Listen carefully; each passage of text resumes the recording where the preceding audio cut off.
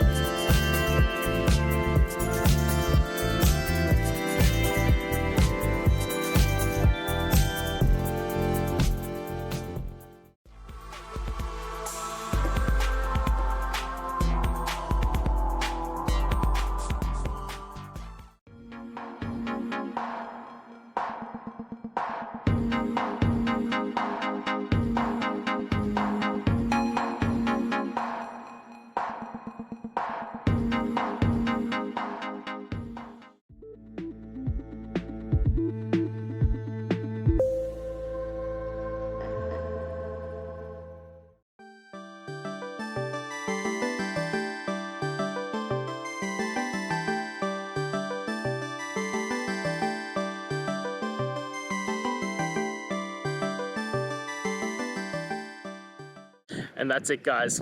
I hope we've gone through and found the answer that you're looking for. And look, if we did find that answer in your resolution, please hit the subscribe button. I'd really appreciate it. Now, until the next time you need technical videos, I hope you have a good one.